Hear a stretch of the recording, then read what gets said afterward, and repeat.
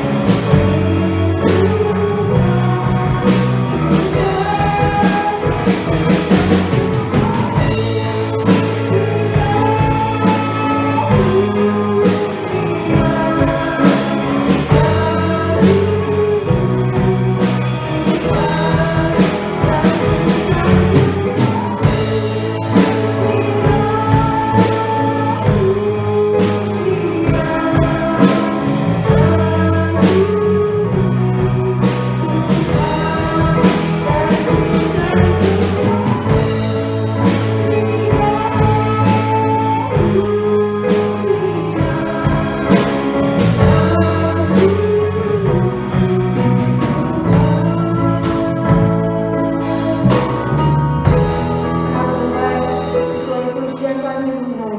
Kami sanjung Engkau mulia Bapa, kami sanjung Engkau tinggi Tuhan. Bapa yang baik, Bapa yang bertata dalam kerajaan surga, kembali kami mengucap syukur Tuhan. Hingga pada hari ini Tuhan, kami boleh melayani Engkau Tuhan. Kami boleh Tuhan bersama-sama Bapa menaikkan pujian kami Tuhan. Bukan karena kekuatan kami sendiri Bapa, melainkan karena kemurahan-Mu Tuhan yang selalu menuntun langkah kami Bapa. Tuhan yang baik, kami bersyukur Tuhan, hingga kami Bapa bisa rindu Tuhan untuk memuji memuliakan nama-Mu Tuhan. Kau yang memberkati kami Tuhan, menjamah kami Bapa. Tuhan yang baik, kami berdoa Tuhan, buat setiap rangkaian ibadah kami ini Bapa, kami tetap serahkan ke dalam tangan-Mu Tuhan. Kau yang menjamahnya Bapa dari awal hingga selesai ibadah kami ini Tuhan. Roh Kudus hadir di tengah-tengah ibadah ini Tuhan. Kuduskanlah kami umat umat-Mu Tuhan.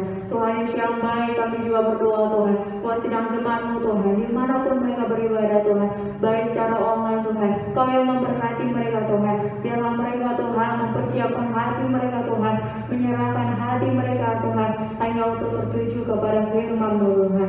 Tuhan yang baik, kami juga berdoa Tuhan buat firman Tuhan yang akan diberitakan Bapa. Biarlah setiap firman Tuhan yang kami dengar Tuhan boleh menjadi pedoman dalam hidup kami, boleh menjadi terang dalam kehidupan kami Tuhan. Tuhan yang baik, di doa kami Tuhan, kami serahkan ibadah kami ini Tuhan, hanya di dalam nama Tuhan Yesus kami berdoa. Haleluya, haleluya, amin. Puji Tuhan, mari kita bersorak-sorai untuk Tuhan. Kita angkat pujian kita, Ku diberi kuasa.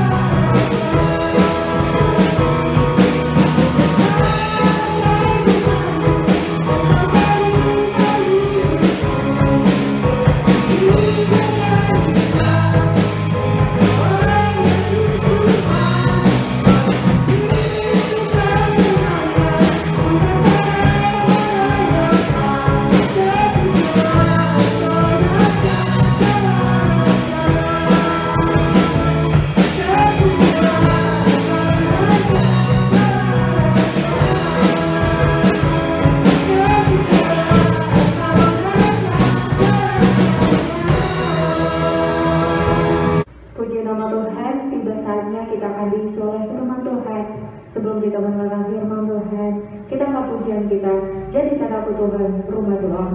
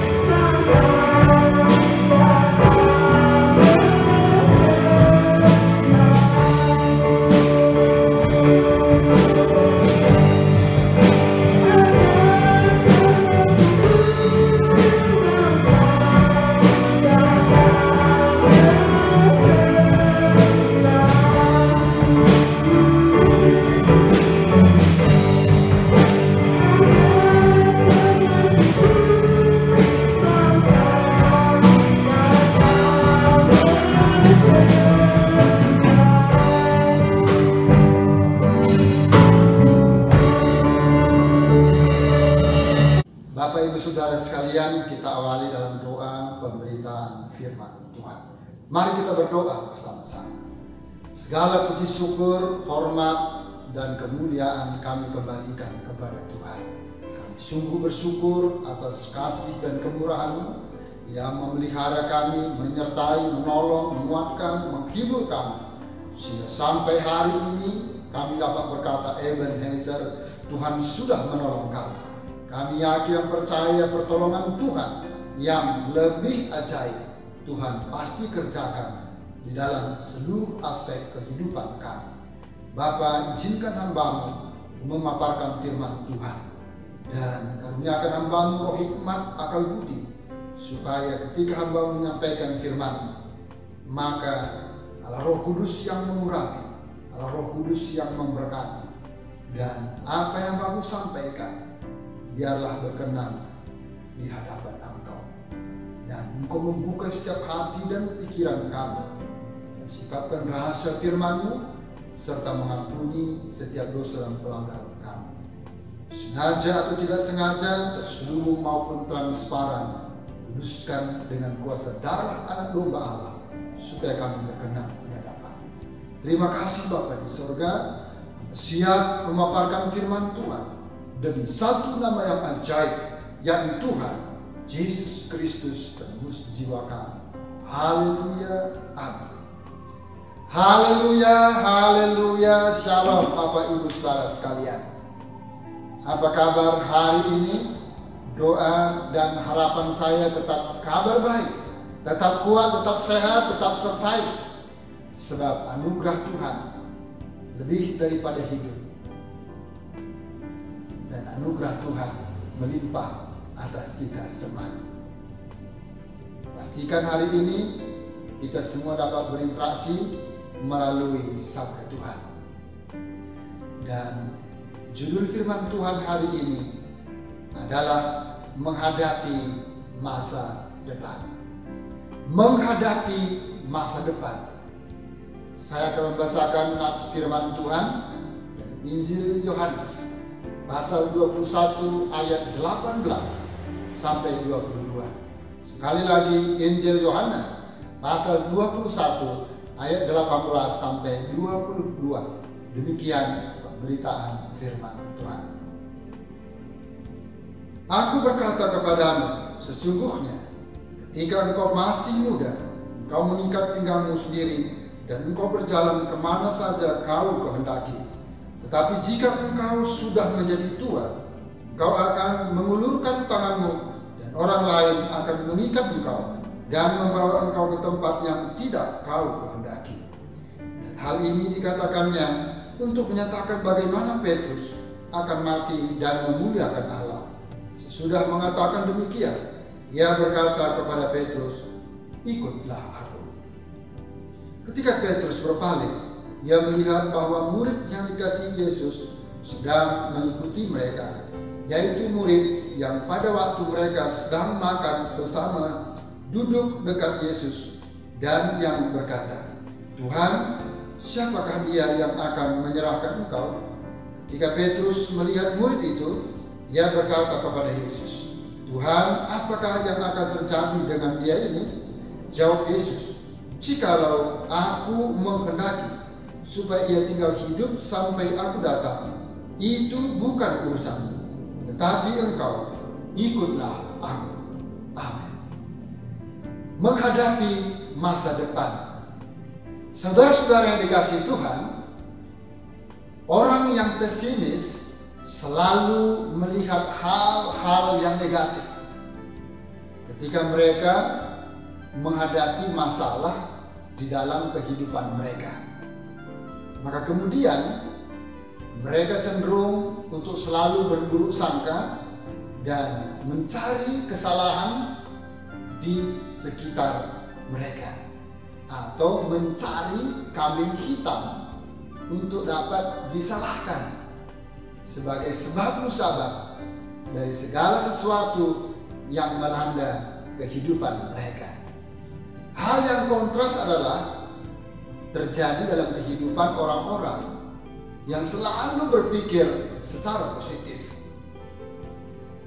Mereka yang berpikir secara positif dan optimis, yang tidak sayang diri atau self pity, maka kemudian memandang masa depan dengan penuh pengharapan, memandang masa depan dengan penuh kesuksesan.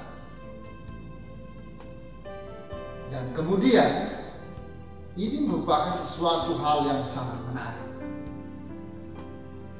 Maka kita dapat belajar dari beberapa orang penemu yang sangat menakjubkan di dalam dunia.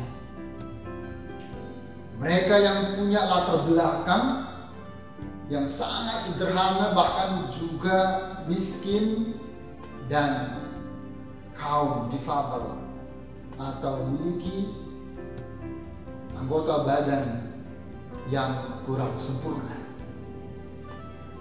Tetapi mereka kemudian terus berpikir positif.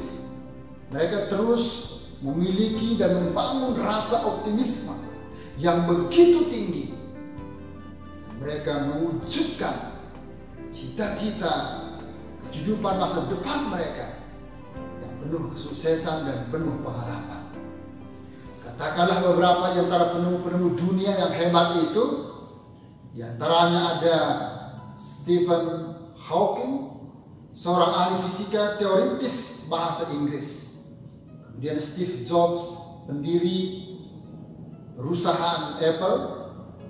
Ada lagi bernama Ludwig van Beethoven, pianis dan komposer musik yang mendunia. Dan masih banyak nama-nama besar lain lagi yang memiliki latar belakang yang sangat sederhana. Bahkan mereka dari kelompok atau kaum difabel.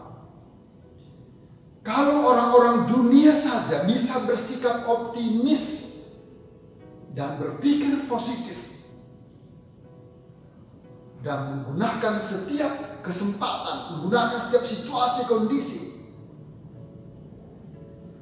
untuk melakukan sesuatu sebagai kesempatan emas, maka kemudian terlebih sebagai orang yang percaya kepada Tuhan Yesus, seharusnya kita mempunyai pikiran-pikiran yang positif, rasa optimisme, harapan-harapan yang jauh lebih tinggi. Sebab ada Tuhan Yesus, sumber pengharapan, sumber kekuatan, sumber pertolongan, sumber kesuksesan. Sanggup memelihara, yang sanggup menolong, yang sanggup menyertai, yang sanggup memberkati bagi setiap orang yang menaruh harap dan bersandar kepada Dia. Semua yang percaya katakan amin.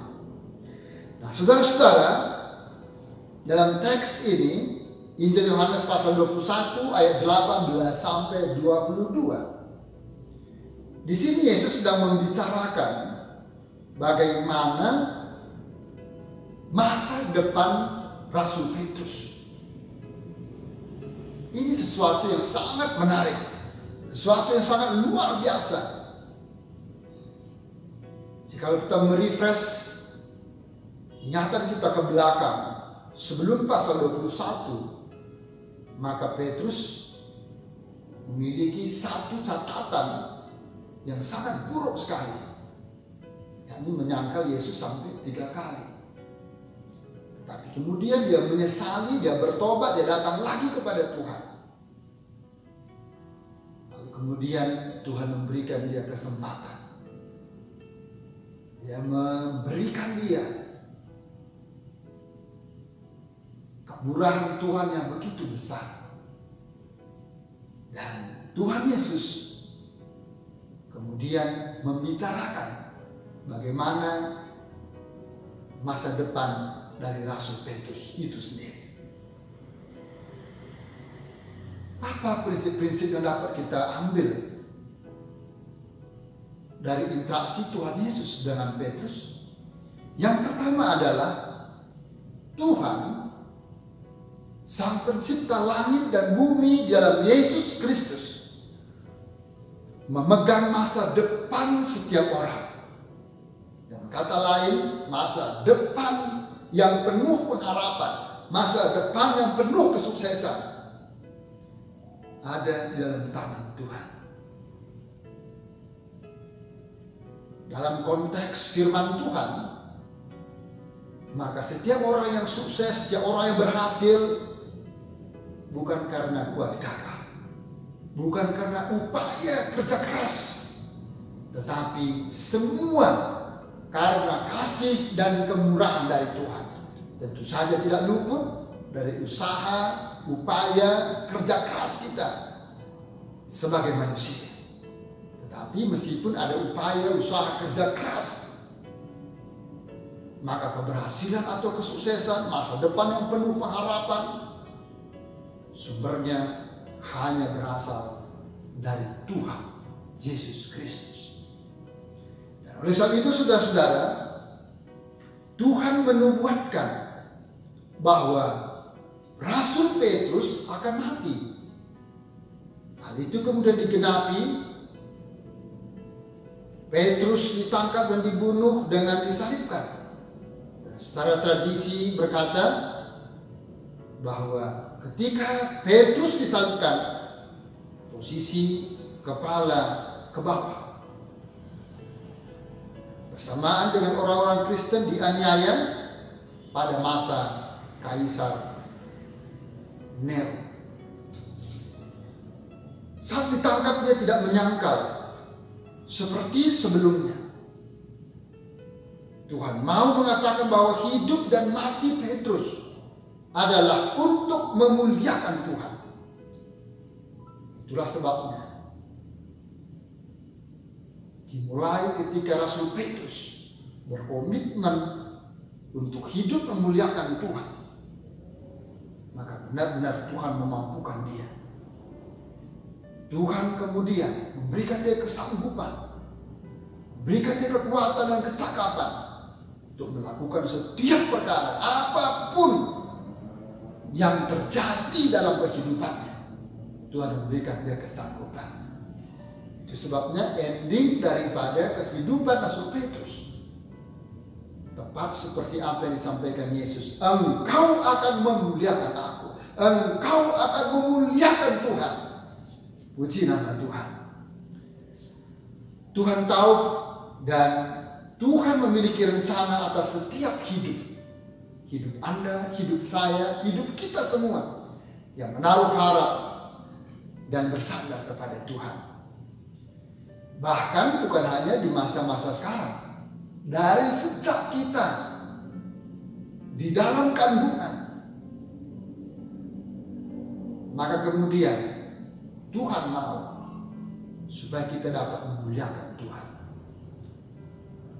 Saudara-saudara dikasih oleh Tuhan, bukan berapa lamanya kita hidup di planet bumi ini menjadi sesuatu ukuran orang-orang menjadi sukses. Tetapi hal yang terpenting adalah bagaimana kualitas dari kehidupan seseorang selama dia hidup di dalam planet bumi ini. Tuhan Yesus hanya hidup sekitar 33 tahun. Dan kemudian dikatakan bahwa Yesus hanya melayani pekerjaan Tuhan di permukaan bumi ini selama kurang lebih 3,5 tahun. Tetapi kualitas hidupnya untuk memuliakan Bapa di sorga sungguh sangat besar, luar biasa hebat. Seluruh totalitas hidupnya dipersembahkan kepada Bapa di sorga. Saudara yang dikasihi Tuhan, dalam kitab Yeremia pasal 9 ayat ke-11, Tuhan sudah merancang kehidupan kita dengan masa depan yang penuh pengharapan. Tuhan menjamin, Tuhan menggariskan bahwa masa depan orang yang percaya dan menaruh harap kepada Tuhan adalah masa depan yang indah, masa depan yang penuh pengharapan, masa depan yang dijamin oleh Tuhan sendiri. Nah, artinya adalah Tuhan itu berkuasa dan sangat berkuasa. Dia memiliki rencana yang sangat indah di dalam setiap pribadi kita. untuk masa sekarang dan masa yang akan datang. Dalam setiap perjalanan, dalam setiap momen-momen kehidupan kita yang percaya kepada Dia. Nah, namun ironisnya adalah kita seringkali tidak melibatkan Tuhan. Terlebih di saat-saat kita mengalami kemudian situasi-situasi yang sangat sulit, yang sangat sukar. Seperti hari-hari ini, pandemi yang berkepanjangan ini. Dan sangat ironis sekali, seharusnya kita bangun relasi yang intim dengan Tuhan, dengan frekuensi, intensitas, volume semakin hari semakin meningkat dengan Tuhan, sehingga kita selalu dikuatkan, selalu dihiburkan, selalu ditopang, selalu disupport, dan selalu dalam genggaman tangan Tuhan. Nah, tetapi seringkali secara sadar tidak sadar kita berkata dalam hati kita, this is my plan. Ini adalah rencanaku. This is my desire. Inilah keinginanku. Bahkan kita berkata, this is what I want. Ini yang aku ingin. Nah, saudara, apapun yang terjadi dalam kehidupan kita, sesungguhnya kita harus memegang janji Tuhan. Bahwa janji Tuhan di atas dari segala perkara yang Tuhan izinkan terjadi di dalam dunia ini. Dan oleh sebab itu Tuhan punya rencana di balik situasi seburuk dan semuram apapun. Sekali lagi, seburuk dan sesuram apapun yang Tuhan izinkan terjadi melanda setiap manusia, bahkan kehidupan kita, maka kemudian Tuhan pasti memiliki cara dan rencana yang terbaik di balik setiap situasi dan kondisi yang Tuhan izinkan dalam kehidupan kita. Percaya, katakan amin, puji nama Tuhan.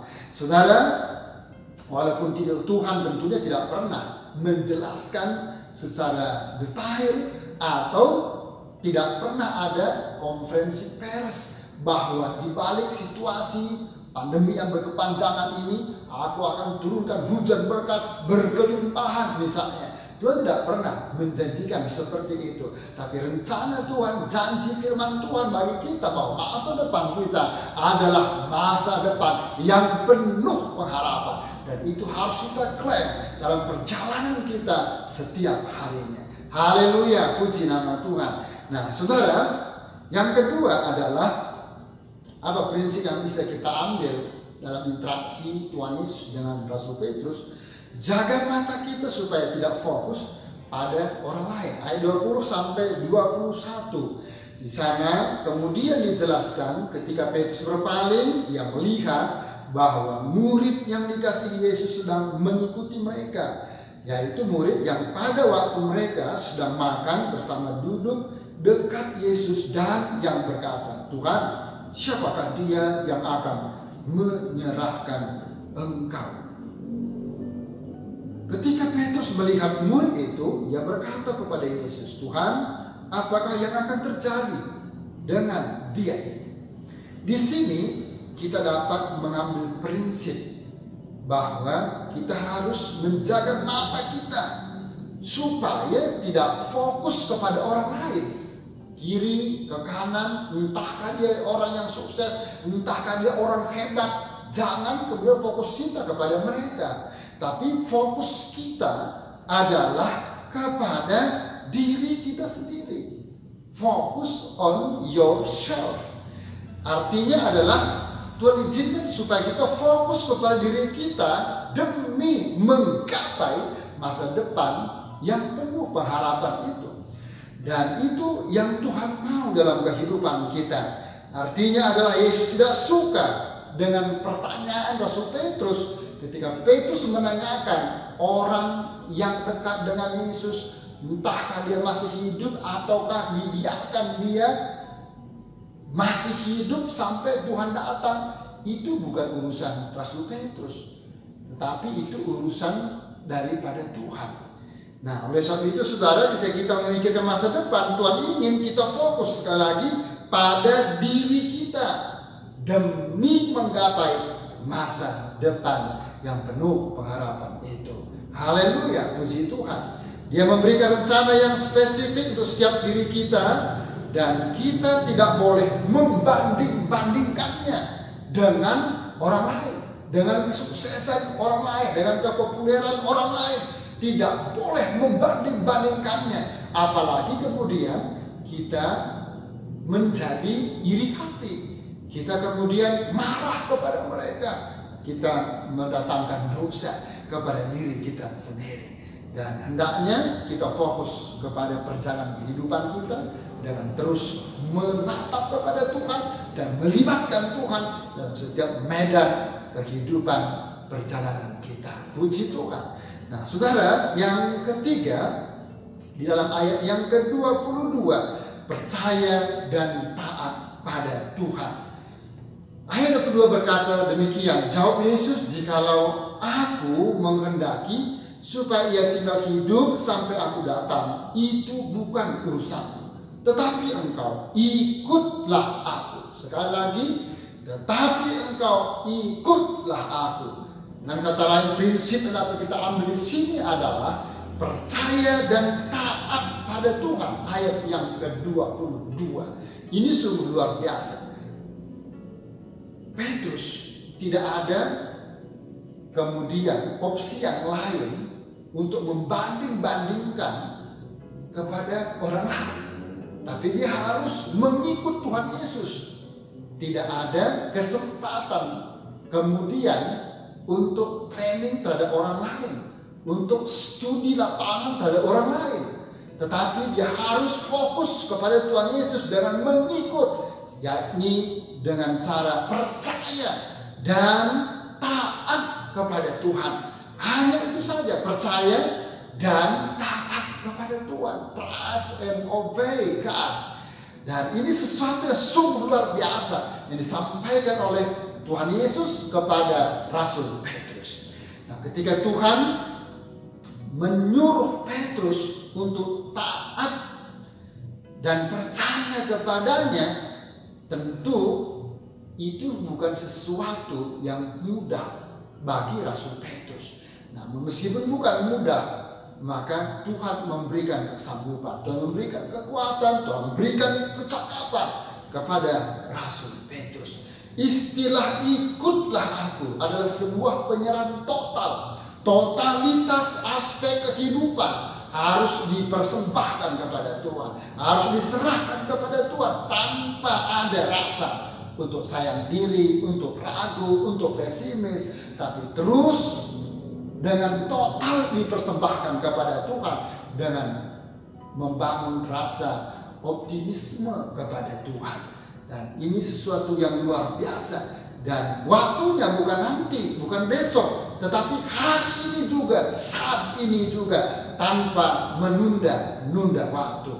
Nah, setiap hari artinya Tuhan Yesus mau, Tuhan Yesus berharap supaya Rasul Petrus mengikuti, mematuhi, dan takut akan Tuhan. Dan hal yang sama tentunya akan terjadi, diharapkan dalam setiap orang yang percaya kepada Tuhan. Saudara, apapun yang terjadi, kita terus memilih kehendak Tuhan daripada kehendak diri kita sendiri. Percaya dan taat pada Tuhan dari sekarang, dari detik ini juga. Ini merupakan sesuatu prinsip yang benar-benar Tuhan perkenankan. Ikutlah aku, kata Tuhan.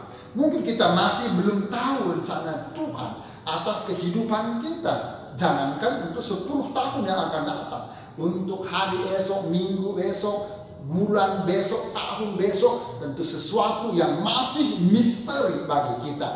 Tetapi firman Tuhan di atas dari segala sesuatu perkara, meskipun itu bersifat misteri, karena itu sesuatu yang pasti, maka kemudian Tuhan menjamin kehidupan masa depan saudara dan saya. Dan oleh sebab itu saudara-saudara, mari kita semuanya untuk memegang masa depan kita bersama Tuhan. Dan jangan kita melihat dan fokus kepada orang lain. Dan mari kita melihat dan fokus kepada diri kita sendiri dengan melibatkan Tuhan dalam setiap perjalanan kita. Tetaplah percaya dan taat kepada Tuhan. Tuhan Yesus memberkati. Bapak Ibu Saudara sekalian, mari kita berdoa untuk menerima berkat firman Tuhan. Bapa Surgawi, dalam nama Yesus hamba bersyukur, hamba sudah izinkan memaparkan firman Tuhan. meskipun dalam segala keterbatasan, namun Allah Roh Kudus yang terus menyampaikan firman, menajamkan dan mengajari kami. Teguhkan firman-Mu dan meteraikan supaya menjadi rema, menjadi berkat bagi kami semua. Ketika kami diperhadapkan dengan masa depan, sungguh suatu misteri bagi kami. Tapi kami berdiri atas firman Tuhan. Kami mengklaim janji firman-Mu bahwa masa depan kami adalah masa depan yang penuh pengharapan. Tuhan sendiri yang menjaminnya. Untuk itu buat kami terus percaya dan taat kepada Tuhan dan tidak memandang kepada orang lain, tapi fokus kami adalah kepada perjalanan kami dengan melibatkan Tuhan dalam setiap medan kehidupan kami. Dan untuk itu Tuhan, tolong kami, genggam kami, gendong kami, mampukan kami untuk berjalan bersama-sama dengan Tuhan.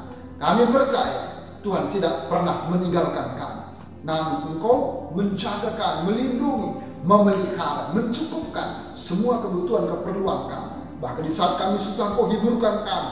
Di saat kami sakit, Engkau penyembuh bagi kami. Dalam nama Yesus, Engkau satu-satunya jawaban yang tepat bagi kami. Terima kasih Bapa di surga. Sekarang Bapak Ibu Saudaraku yang terkasih, mari kita mendahkan kedua tangan kita untuk menerima berkat daripada Tuhan. Dengan imanmu terima dan bawalah pulang anugerah damai sejahtera dari Allah Bapa di surga, cinta dan kasih sayang dari Yesus Kristus Tuhan dan penebus jiwa kita, serta persekutuan Allah Roh Kudus turun memenuhi, menolong, menghibur, menyertai, memberkati dan menyelamatkan kita semuanya. Mulai hari ini besok sampai Maranatha Tuhan Yesus datang untuk kedua kalinya. Demi nama Tuhan Yesus Kristus, tamatkan ibadah kami serta terima berkat firman-Mu.